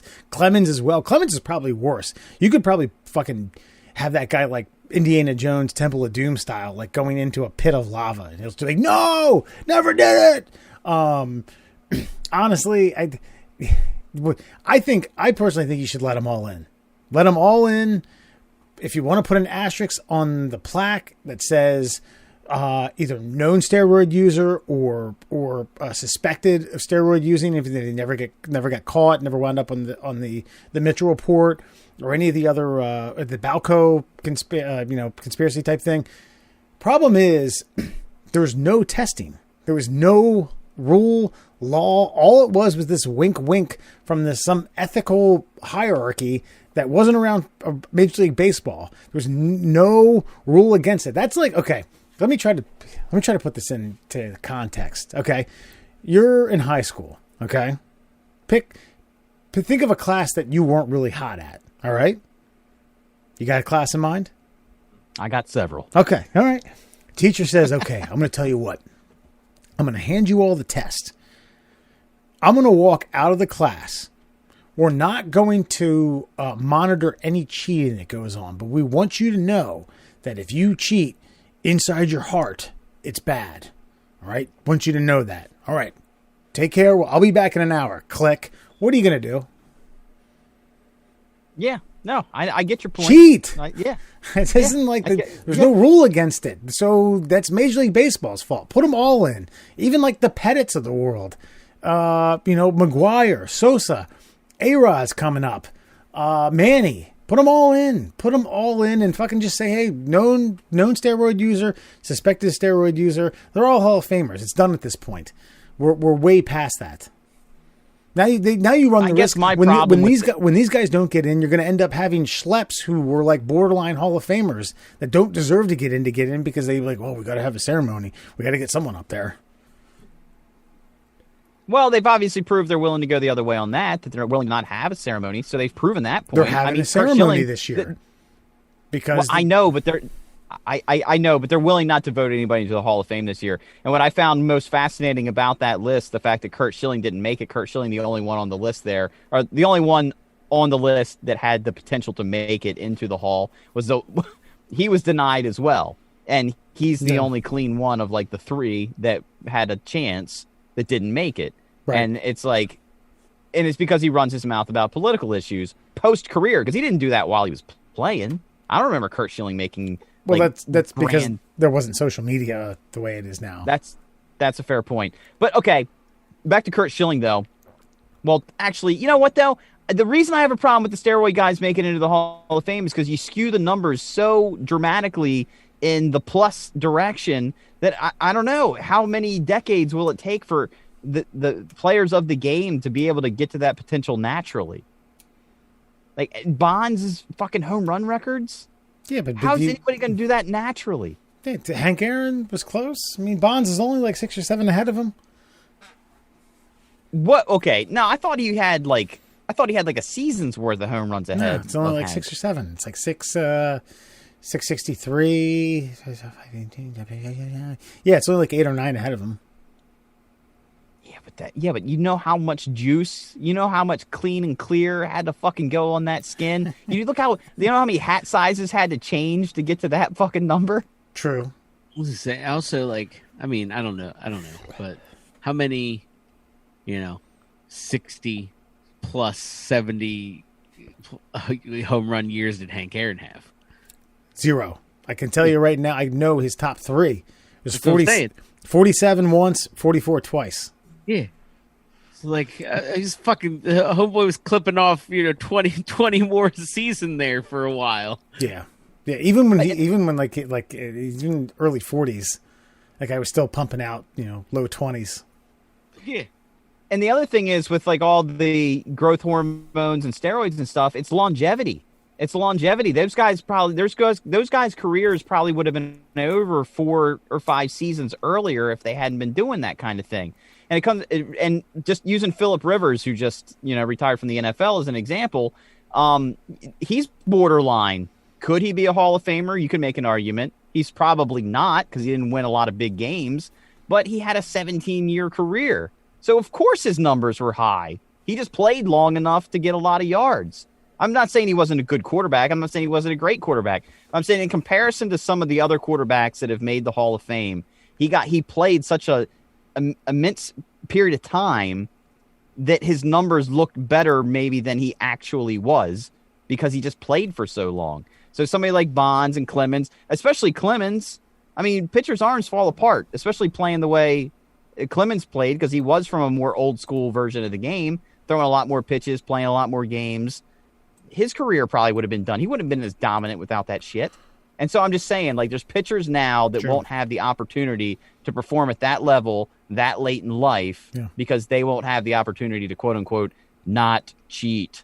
True. With anabolic steroids. I agree. And the last thing I'm going to say before we move on to our tribute session is Schilling's an idiot because no player has ever gotten to 70 with years of eligibility left. He has one more. No player has ever got to 70% of the vote and not gotten in. So chances are he would have gotten in next year, but he's adamant. Nope, take me off the goddamn ballot. Now they're saying they will. Now they're saying they won't. I mean, chances are he'll get in next year if history tells us anything. So, well, to be determined. But it'll be a hoopla if people get vaccinated and Jeter's getting inducted. That place is going to be a goddamn like a fucking pinata busted open. Cooperstown's small too. Speaking of tributes. In a lot of people's eyes, the home run king, Hank Aaron, passed away this week. Tell me about when you guys caught news of it and tell me what you thought. Other than devastation and obviously, just being, somewhat bummed out about the fact that hammering Hank. Yeah, that's a big one. That's one of those things that like, I don't know about you, but you heard his name as a child and you were like, oh shit. And you watched like, old film of him or stuff. And like, I don't know, as a baseball player myself, like that was, that's one of those guys. He's one of those upper echelons. Like you could make an argument, you put him on the Rushmore of baseball. You know what I mean? That is that kind of a personality. So yeah, massive loss, huge respect. And yeah, what about you guys? Well, my grandfather was a Atlanta Braves fan and I heard about Hank Aaron a whole hell of a lot. And I saw several interviews just going back to this whole Hall of Fame argument too is, they asked Hank Aaron, should these guys make it to the Hall? And he said, absolutely not. Think about the bullshit, sadly, that Hank Aaron had to go through because fucking white people couldn't fucking like give him credit just for fucking playing the game. And that still pisses me off. Like the death threats he got as he approached, Ruth and all that. All the social injustice this guy had to endure beyond the game to achieve an athletic feat. I mean, come on. And so when they ask him, should these guys make the Hall of Fame? He says, absolutely not. And because he had to endure so much under natural circumstances, that guy couldn't fart sideways without somebody. Whoa, what was that all about? Huh? Were you on something? Well, that's awful stinky. That's a stinky toot there, Hanky. Like, you know what I mean? And so somebody like that performs at that level under those circumstances. I don't know. There's just so much. It just integrity. Like, there's integrity. There's somebody who played the game with integrity at the highest level possible. And so, no, it's sad to watch heroes die, but I mean, he was an old man, and he never besmirched his own name. That's for sure. Yeah, it's so weird. I won't say growing old, but growing up, and people that you idolized or knew about, or people that I never saw Hank Aaron play, but God damn it, I knew how many home runs he hit. I knew the teams he played for. I knew when he won a World Series. And the beauty of YouTube now is I get to watch a lot of that shit. But in a sport that's so numbers driven, okay, and a sport that's so coveted for something like a statistic like a home run. If you grew up in this country and you played fucking baseball, you were like, yeah, Hank Aaron, home run king. Hank Aaron, home run king. I would have had to ask someone when I was a kid, like 7 years old, who at the time was the all-time yards passing leader or all-time touchdown. Who has the most touchdowns in NFL history? I don't know. Who has the most rebounds in NBA history? Don't know. Yeah. Who has the most Finals MVPs? No idea. Home run king, Hank Aaron. Boom. And I hadn't thought about it in such a long time until he passed away this past week, and it was just it was like, damn, someone from my youth who I didn't watch play, who I didn't get to idolize as in their prime. I just had to do it based off of revisionist history. Someone else telling me that, like, yeah, Hank Aaron was amazing, all home run king, and it just kind of made me kind of internally reflect about the fact that this is what we all do. We all end up perishing one day. We all end up dying. It doesn't make it any easier. Doesn't make it any more romantic, but yeah, just a bummer. A bummer, man. Fucking bummer. Agreed. And we're going to pay tribute again to a man that I said I would, you could pay me $10 to smell his farty chair. Is that what you said, Murr? or I would pay $10? I don't remember, but I remember the farty chair, and that chair had a lot of farts in it. I think somewhere I can't remember. I want to say it was like 30,000 interviews that he did in his career. Yeah, Jesus. and the person who played himself the most in any movie, the person who started as himself, Larry King. Christ, how old was he?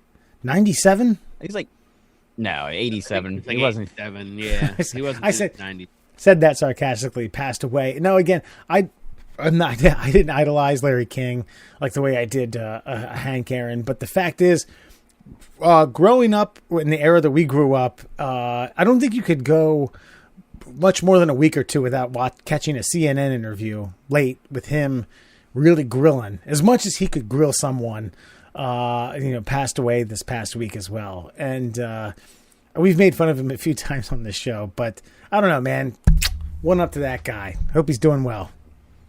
No, you know what? It took me a long time. It took me till I was older to kind of actually start to idolize Larry King because, I got into broadcasting and, it's like, why is this?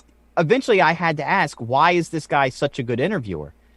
And I don't want to besmirch a dead man or anything, but Larry King was this he was curious, but he was kind of dumb. And I don't mean that in a mean way. He was just ignorant to a lot of things. He would just ask people the easy question because he just legitimately didn't know.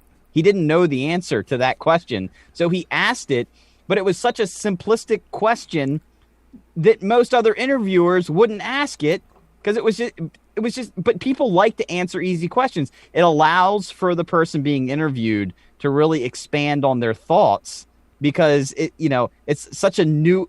I don't know, like I gotta say this. My favorite Larry King interview was after Heath Ledger died, and he's doing the interview, and he's like, so Heath Ledger, was he the greatest actor of our time?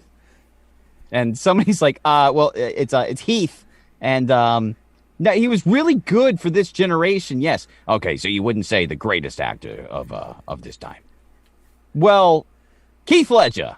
Everybody, Keith Ledger. He kept calling him Keith. He had no fucking idea, but he was always willing to dive into the primetime spot just to ask the questions. Yeah. And he always rolled with the punches. Some of my favorite interviews, if you ever get a chance, watch him interview Norm Macdonald. It's just, Norm Macdonald's great. Larry King just rolls with the punches. Sometimes he gets the joke, sometimes he doesn't. That's just what made Larry. Yeah, I actually watched I watched Conan O'Brien's tribute to him because they were buddies and he came on a ton. And he was just explaining how, one, he went over his interview style, and he even said, I think he did bring up like asking super easy questions, like things that people were like, why the fuck would you even ask that question? But like you said, it settles an interviewee down, I think. So I think a testament to how good he was actually, and to know that, but he was probably kind of stupid, so I could see that. But two, Conan said that as time went on, they were able to just send him more and more outlandish shit that they wanted to do. And Larry was just like, yep, we'll do it. We're going to do it. And so he said his favorite, he finished it off with his favorite was when they had Larry King doing Larry King Live from the rafters of the studio of which Conan was filming at the time. I think he was still at TBS when he was still in a studio. So literally he was like doing his monologue, and Larry King took a call on the microphone up in the rafters and fucking interrupted Conan's show. And he has to like look up at him, and they're doing this whole bit where he's like, hey man, he's like, shit, I've never seen your legs before. And he's like, yep, I got legs. He's like, anyway, caller, somebody's interrupting us. I apologize. And he goes right back into the bit. Fantastic. I highly suggest looking it up. I did see that on a suggested YouTube video. I'll check that out tomorrow. Yeah, good. I just think, like, for someone that, I don't even necessarily know if it was labeled like a boring interview. It was just different. It was CNN. There was no live audience. It was a tight kind of newsroom meets talk radio meets kind of Letterman, Leno type thing. It was different. It was unique. But dude, his interviewees and his subjects knew no bounds, man. It was actors, politicians, musicians, controversial figures, anybody and everyone. It was almost kind of like a rite of passage if you had made it to get on Larry King, for better or for worse. And I just thought, like, hell, man, crazy. And that guy spent some time in jail. Did you know that? It's like tax evasion or something. Yeah, dude. Listen, let me tell you. Somebody asked him. Tom Segura, comedian, asked him like, how many packs of cigarettes did you used to smoke? He's like, I used to smoke 7 packs a day, and then I cut back to 3. 7 packs a day. You're not doing anything else. You're smoking all day. It's 140 cigarettes. No. Yeah. That's all you're doing. You are literally, there's like very little oxygen getting into your fucking body. Christ, it's a wonder he lived so fucking long. I'm sure he had some health problems along the way. I thought that. And he looked like a frog. He wore suspenders all the time, and he was still able to nail hot chicks. He got married like 7 times, and they were all decent looking broads, yo. I mean, God bless Larry King. And the other thing I respected him for, too, is, he would spend like half an hour asking you, so what's your favorite color?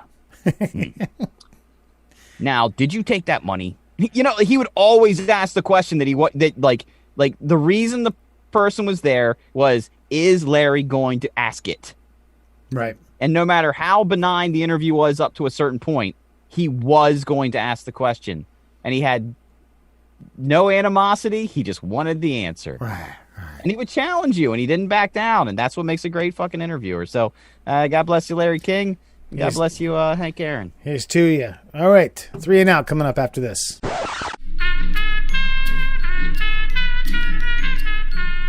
Like a warm, creamy chutney.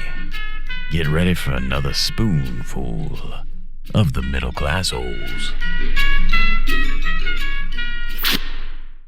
Welcome back to the Middle Class Holes. Murr, Allen, and Foxman. Last segment, Murr, it's your time, it's your show. What do you got for us?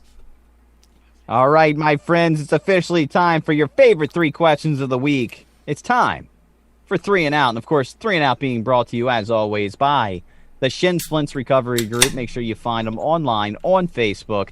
Just go there, type in the Shin Splints Recovery Group. If you've got any pain below the knee and above the ankle, the Shin Splints Recovery Group may just be that recovery group you've been searching for. All right, your first question in tonight's 3 and Out. Wes, we will start with you. Now, I kind of came up with this because of the whole stock market debacle with AMC and GameStop. If you could be the CEO of any company, what company would you choose? Does it have to be CEO? Like what were your other options? What else would you be? Like president of baseball operations? I mean, I guess that's kind of like, I mean, that's kind of right? That's kind of technically a CEO. I mean, yeah, okay, now like Roger Goodell, would you consider him like the CEO of the NFL? Yeah. He's the commissioner, but I thought that there's like president of football operations.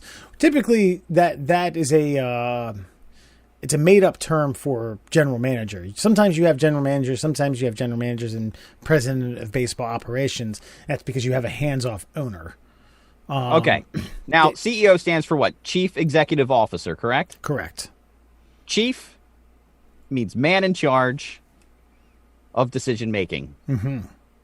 So that's your title. So you take CEO for whatever that means. You're in charge of the company. Yeah. You're running the game. What do you got? All right. Initially, I want to say I would be Chief Executive Chief Executive Officer of the most exclusive pornography company in the world. But I'm also writer, director, and I star in my own stuff. So I get to be creative control. And I get to pick the women that I'm with. And that way, at the end, after a great scene with 3 or 4 of them, I can yell, cut, all wrong. All wrong. Got to do it again. Wrap it up. Be back in an hour. Maybe 2. So you're the Jerry Jones of the porn industry. That's right. But I'll probably go... I would honestly, if it's my choice, I would probably go...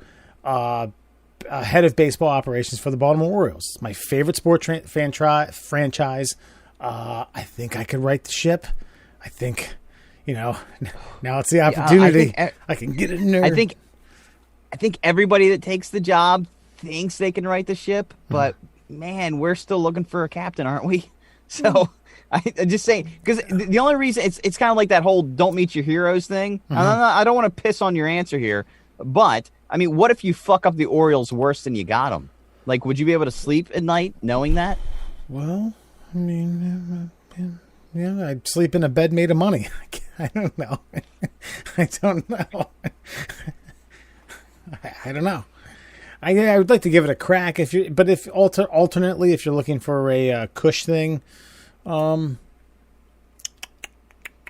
maybe like what else do I like? I don't know. Some sort of steak company. Omaha Steaks. There you go. There you go. Omaha Steaks. I get to have someone make me stuff.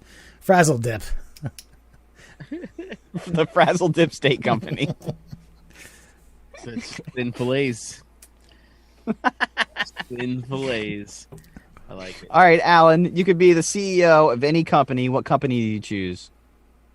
So Wes kind of went my way. Well, what I would have originally done, which was go with like a sports franchise. So I would have been, like Orioles, or my soccer team, Newcastle, because they fucking desperately need it. That would be fantastic. But so I'll move away from sports because Wes did it, and I think like the temptation to be like Bezos and just be stupid, like Scrooge McDuck rich, is there. But I think we've talked a lot about fucking Elon Musk, and I think that's kind of where I think I might want to land. Like he's got tons of cash, right? He's got resources that potentially could take you to Mars. And if I'm being honest, I'm really concerned about that whole Timothy Oliphant situation. So I feel like it's just better if I step in and make sure that something like that doesn't happen. You know what I'm saying? So yeah, Tesla or whatever, SpaceX. I gotta say this, man. Like, no offense, I think you're a very bright guy, but Elon Musk is not only the CEO of like 4 companies. He's like CEO of the 4 most technologically advanced companies there are. And he's hands-on. He's solving intricate algorithms for artificial intelligence. He is tunneling under cities. He is flying to space. He is literally drilling holes in motherfuckers' heads and implanting chips. Okay, hold on. Pause. Okay. Yes, sir. Let's step back for a second. Uh-huh. I was assuming, like, I didn't ask these questions because I assumed this hypothetical would grant me these powers. So we're saying, hell no. So we're saying that Wes may or may not have the capability to general manage a professional baseball team, but that's still on the table somewhat. But me being able to handle Elon Musk shit, definitely off the table. Like, I agree, definitely off the table. But I just want to make sure we're playing in the same reality. Well, let's also draw the line that I certainly could not handle being a star in the own porns that I write. It's a no shot. Here's the thing, though. Wes loves the Orioles, and he knows baseball. And if he was granted the ability to be their quote-unquote CEO in some capacity, chairman of baseball operations, whatever, he has the mental capacity to dive into that world and succeed because he knows the game and understands the sport. You don't know a goddamn thing about rocket boosters or artificial intelligence or fucking neurological connections in the brain. Hey, Mur, do you remember what kind of consultant fees I bring in, sir? Mur, do you remember when you posted that thing about UFOs and I said you asked if I had read it because you had claimed that I didn't read it and I said I breezed over it. Do you remember that? Yeah. Yes. The Major League Baseball collective bargaining agreement is probably the size of like 4 Bibles. I would probably breeze over it.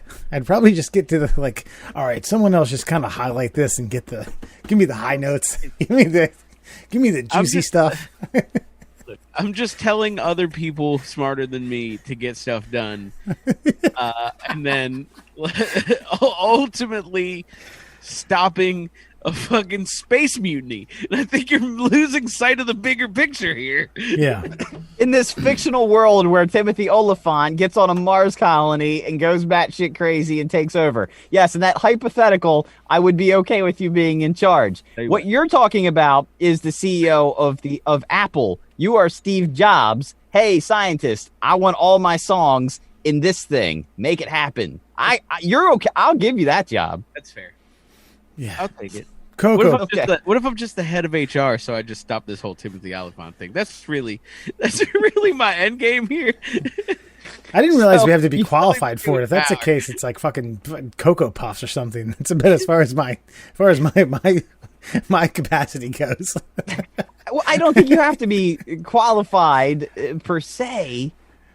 Okay, depending on your answer, you don't have to be qualified. I'll get to mine here in a second. Yeah, what is your answer? I was going to go with the CEO of the Jelly Belly Jelly Bean Corporation. Thing runs its. Are you holding out for that plant in California? Yes, I'm going to win my golden ticket because that whole golden ticket operation that we talked about a while ago, where you just win some fucking rundown factory in the middle of Detroit that's probably a fucking crack house at this point. No, it just proves that, look, jelly beans, they sell themselves. When was the last time you saw yourself a Jelly Belly Jelly Bean commercial on television or even the internet? No. They're delicious jelly beans that are high-priced and taste delicious. It's all about, and I could just see myself sitting at a desk and just eating jelly beans all day and saying yes, no, put it in the mystery bucket, yes, no, ooh, let's label this one. Smells like my vagina. Put it on the Goop website. Smells like Gwyneth That's Paltrow's. your whole job. Yeah, right. I think the correct answer to this is Flowcakes CEO, which we've been the CEO, COO, and Yes. CFO. I'm laughing because Alan's laughing, which kind of feels like a mocky laugh because of our failed entrepreneurial attempt. It's not failed. That's It hasn't right. started yet. Yeah. And in the infamous words of our good friend Jimbo Rowland, he said, "Don't let Flowcakes die, man. You guys got something. I'm telling you, if we had a Chinese cereal making factory, Here it goes. I'm telling you, that's like ... That's the start of something magic.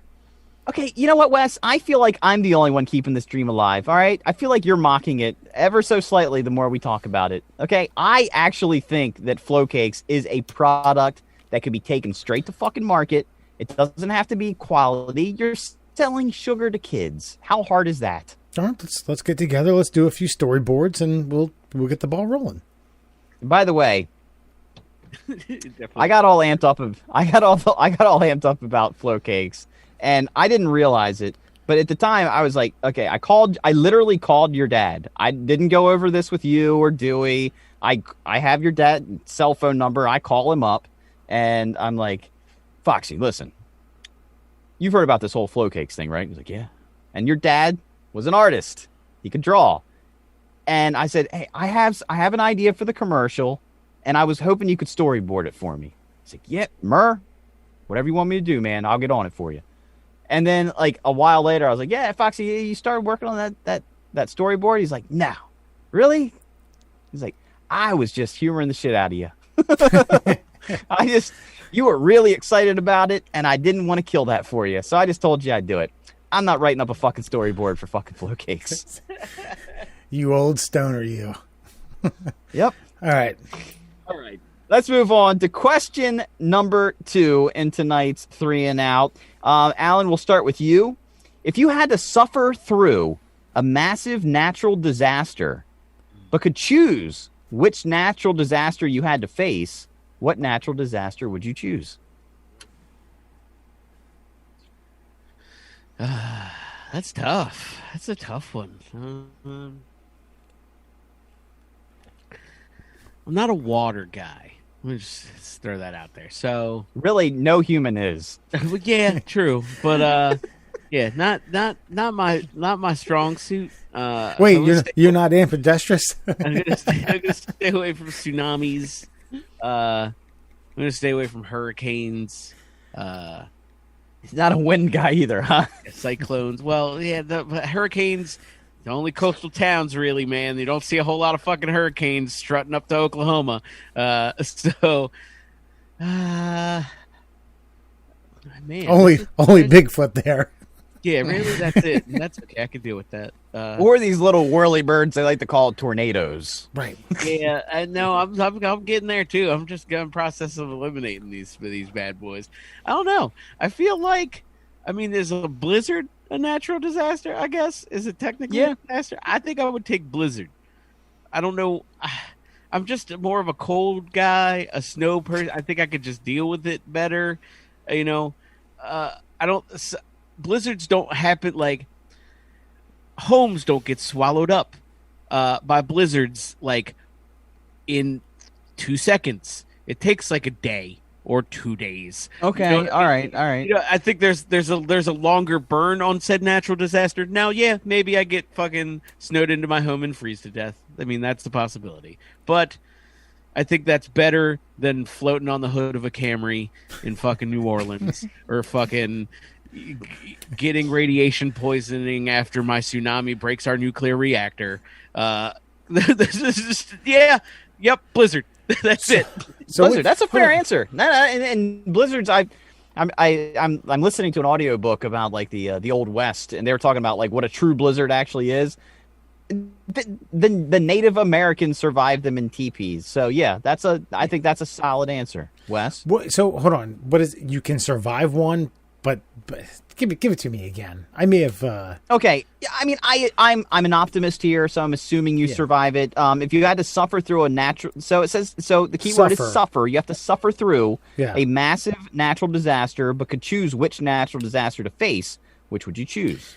But you live, right? You suffer through it. Yeah. Ugh. And I was gonna say like a Western wildfire, but then you wind up running the risk of having second and third degree burns for the rest of your life. That's kind of why I'm thinking. Like, what can I do? I mean, I think it's like I understand Alan's caution about the water stuff and then your house, but I don't know. Presumably, you have homeowners insurance. You're going to survive. That's less of my concern. What else? Polar vortex. But I would say by the keyword being suffer through. So I would say that this is something that's going to like affect humanity around you for quite some time. Okay. I'm gonna run out of toilet paper in my blizzard. I'm definitely gonna run out of fucking wood for my fireplace. Yeah, I'll just go with something that's people have survived for presumably thousands of years. I'll go with an earthquake. Okay, that's a good answer because you actually that was going to be my answer because I feel like now, of course, you know it's kind of ironic that most earthquakes hit one of the biggest cities in the world and being Los Angeles, where there's nothing but concrete falling around you from like 17, 20 stories high. Like if a massive earthquake hit, well, Baltimore, you guys might be kind of fucked. But if a massive earthquake hit me here in Cecil County, I'm like, what would you do? I would just walk out in my yard. Like, I mean, yeah, I might get a little bit jostled around a bit, but beyond that, nothing's going to fall on me. Right. And so if I don't know, I just feel like it'd almost be kind of fun to be like in the earthquake. But then, you know, of course, the power lines are going to be snapped. So yeah, I'm going with earthquake as well. I just don't see the tragic downside of that, especially if presumably I'm living. It's just I'm not going to have internet for a while. There's not going to be any electricity. For the most part, the world's going to be fairly intact, and Alan's going to be snuggled up in an igloo somewhere. Sorry. Yes, feel your fingers.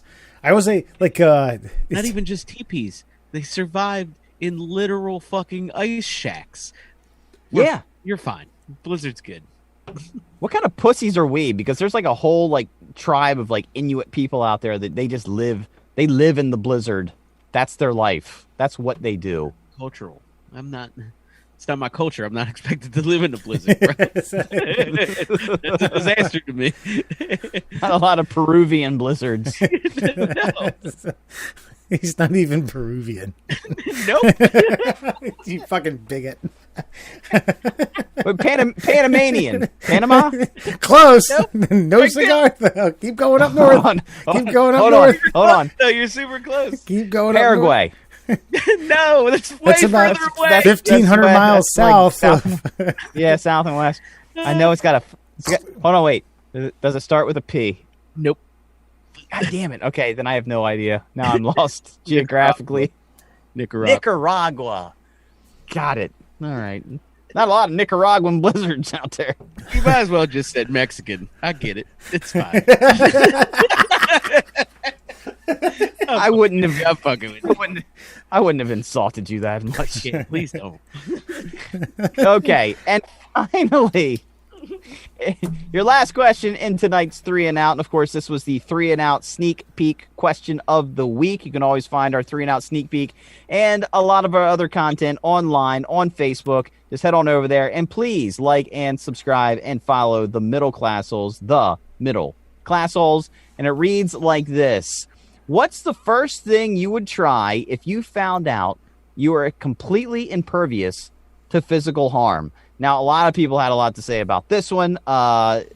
Kilby said, assuming that we don't have to be planted in reality, I would definitely attempt to be a fighter pilot and take off from an aircraft carrier, do the takeoff into the ocean.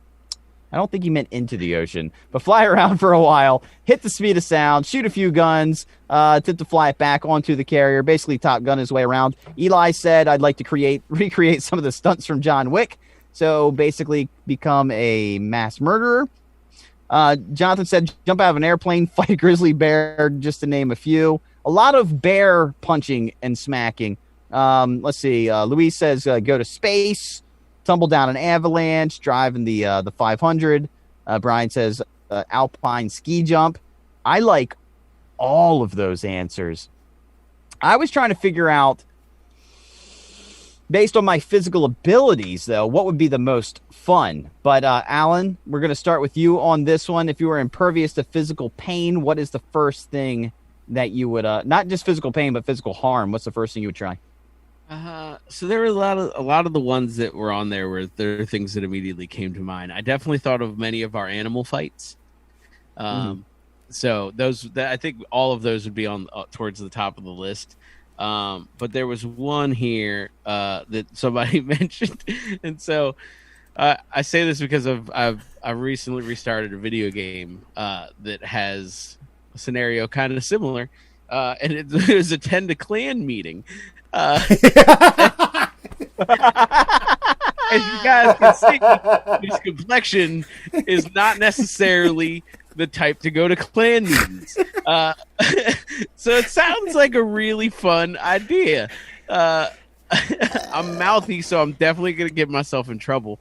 But yeah, I say that because this video game is Wild West themed, and I stumbled across a clan meeting in the woods at night on my horse, and they were burning a cross, and they were standing in a circle, at which point I promptly slaughtered them all. But it coincided. It all happened at the right time. It was serendipitous. Larry, who put this up, attend a clan meeting. I'm with you, brother. I mean, I hope you're on my side, but I'm there. I'm with you. Let me tell you, Larry is an old listener of mine. Larry is an African American gentleman. He drives a garbage truck. One of my favorite callers of all time. Always had something perfect to say.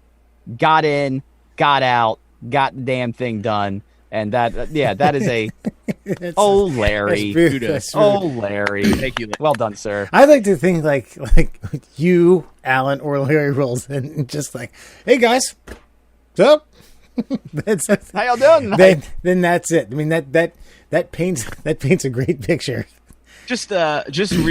Really, I'm like really cartoony, like caricature style. Like I'm walking in with like a sombrero and a Doritos in my hand, like a bag of marshmallows and some sticks for everyone. Yeah. There you go. Christ. There you go. Just there start. You go. Not you. Here you just go. start handing out tamales. Anybody need tamales? Let me culture y'all. She's like, woo, that's tough to top. Yeah. So I had a little bit of time to digest this today. Work was a little bit slow, and I spent about 30 minutes digging into this. So my question is, okay, I'm aware that I'm not going to get hurt, right? I got this one opportunity. You know, I'm like, okay, yeah, it's not gonna hurt me at all. Here's the way I'd like to frame it. Okay, what's the movie with Bruce Willis? Is it Unbreakable? Is that the one with him and Samuel L. Jackson? And they're like comic book characters, but they don't realize it. Yeah. And then finally Bruce Willis realizes that he's like indestructible except for water. So yeah, like you finally like, holy shit, okay, I am basically immortal. Yeah. And so you finally have the epiphany. And it's almost like the montage of figuring out your powers, or to bring it closer to home for us, like Groundhog Day, he finally realizes like he can't die. Yeah. Like, what's the first thing you do? Okay. See, like, I almost wouldn't. I instantly reverted to making money. I almost want to make it like some sort of Evel Knievel stunt, to where I can like grab people and say, hey, look, I'm going to be doing this. This is going to make us all a lot of money. And I'd probably jump from that from like World Trade 1 Like do a belly flop on the fucking Fifth Avenue and go down 4 fucking stories and get it caught on camera and sell that stuff and let it be that. Something that some sort of stunt that would make me money. That's not bad. I thought about a lot of the animal stuff, like, you know, punching a grizzly bear, fighting a lion, whatever. But even though I'm not going to be harmed in this situation, if I punch grizzly bear, he's just going to smother me in the ground for like, I'm just going to be uncomfortable for like half an hour while he dances on my back and like tries to maul me. It's just not going to be fun. Like, will I survive? Yes. Will it be fun? Not really. I do like, I am like you, always trying to find the money-making scheme. I'm a little bit older, so I'm not as coordinated as I once was. I felt like the whole jackass stunt thing would have probably been the best route to go, just doing random nonsensical things. But I would like to free fall. I like your answer. I would like to go up and jump out of a plane. Maybe not just belly flop for the fuck of it, but try to do something kind of fun with it. Like maybe like jump off a building, like, hey guys, watch this, and try to hit the Holiday Inn swimming pool or the, you know, and if I miss, no harm, no foul. But yeah, I just think being able to free fall with no parachute would be like the first thing you'd want to try. Because I could get an MMA ring. I still wouldn't win the fight. I'd probably still get choked out. I mean, I wouldn't get hurt, but I mean, I don't think you're immortal, but I think you're just impervious to like mortal harm. Like you'll still age, you'll still die, but you just won't be beaten to death. Yeah, I think just randomly because I thought about something totally different. So, can I hold like? Does this count for like my breath? Like, could I just dive to the bottom of the ocean and not get hurt, or do I have to breathe? You know what I mean? Does breathing count? I guess this is my question. Breathing has to count, though. Okay. Like, you know what I mean? Like, because, I mean, that's just a function of living. That's physical harm. I don't think drowning is physical. I mean, it is. It's we haven't talked to many drowning victims, but I'm going to assume that it was not pleasant. It's probably not pleasant at all. Now, see, like fire, you could be thrown in the fire and you just wouldn't burn. And see, that's kind of my thing with this KKK thing. Like, even if they fucking decide to toss me on the funeral pyre, I just sit there fucking not being damaged, and I freak a bunch of white people out. Right. So that's when Alan Yana starts being like, I am him. I have returned. I'm Jesus, baby. Let's do this. He's brown. I was born on Christmas. I'm going to call out my girl Hillary. We're going to be right over. I got my ID. Oh, we're filleting some faces tonight. Adrenochrome the shit out of this motherfucker. Dude, you could start your cult, man. You could just take on think about this. I know you're not a fan, but you could just take on all the QAnoners and you could just be their leader. And they would willingly do your bidding. They are motivated. Yeah. They are motivated and ready to work. Dude, we could just start spinning some crazy shit. Dude, we've discussed this. I think we'd all be cult leaders, so... Look, I think the QAnons are crazies. If I was Q, I'd be living it up. That's all I'm saying. I'm going to take back one of my answers. I'm going to be the CEO of Heaven's Gate. It's a good choice. Thank you. And that, my friends, is 3 and Out. If David Koresh couldn't feel pain, he'd still be alive. That's a good point. Well, all right, Alan, we already mentioned it. Where can you find us? So yeah, Murr mentioned us on Facebook. That's the Middle Classholes. You can also find us on Instagram and Twitter. That's at MDL Classholes. And then, of course, for your listening pleasure to insert into your ear holes, we're on Spotify, Apple Podcasts, and Google Podcasts. Yeah, check us out. That's right. Well done. Then we get conspiracy theory heavy, but it makes the world go around. Bernie, I hope you enjoyed that 1.8 million. Actually, he dumped it into charity, so God bless him. Signing off, did you guys hear that Pamela Anderson on New Year's married her bodyguard? Straight up Whitney Houston-esque from the movie? Yeah. Yeah, you heard about this?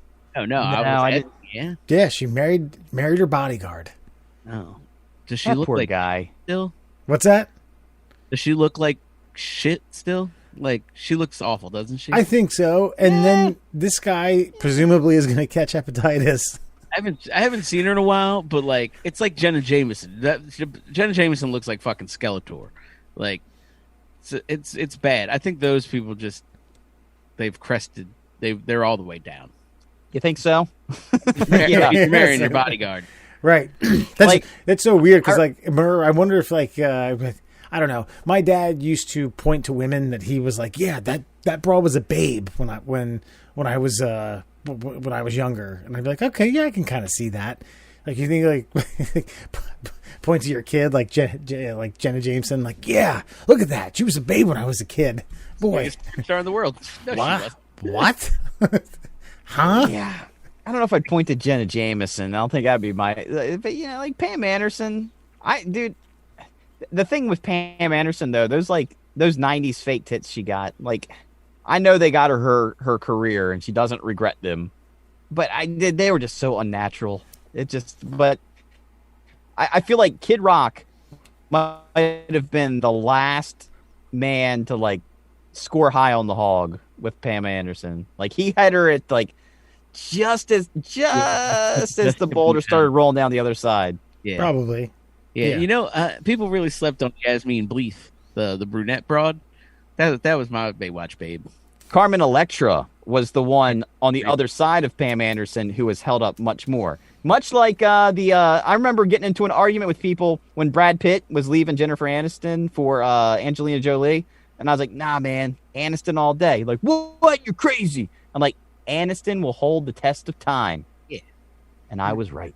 And see, I think the fundamental difference is Pam went a like cocaine and alcohol and meth avenue, whereas Carmen Electra was more of like a mushrooms and LSD kind of a path. You know what I mean? And I think there's some longevity in there. You know, mushrooms and LSD don't make your teeth fall out.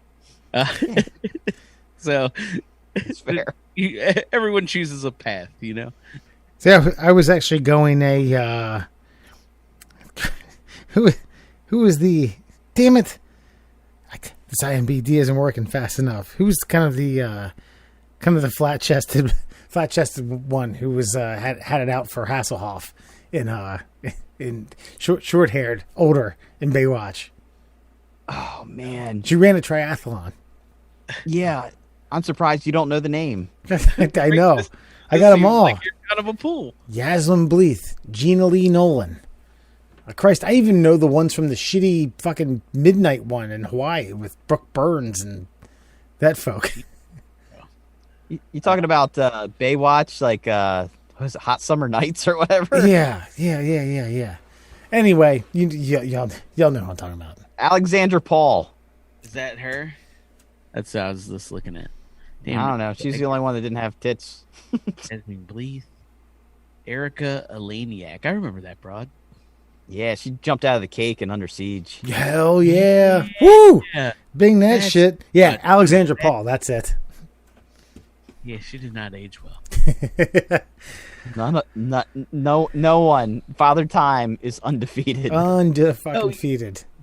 Didn't she also play the Beverly Hillbillies daughter, the blonde? You know what I'm talking about? Do you remember the movie? No. The Beverly Hillbillies movie with fucking Rob Schneider, with Vern? Yeah. Ernest. I forget it. I always forget his real name. Jim Harvey. Jim. So yeah, it's Jim something. Yeah. Varney. Jim Varney. That's it. Jim Varney. Yeah. He also played Slinky Dog in the Toy Story movies. And then his son was the neighbor in Office Space. Yeah. Really? Yeah. I did not. Well done. Wes, you have officially redeemed yourself. Yeah, that was decent. All right. Nah, man. Fuck nah, man. I can't believe you get your ass kicked for saying something like that. I won't tell anybody either. All right. Good night, folks.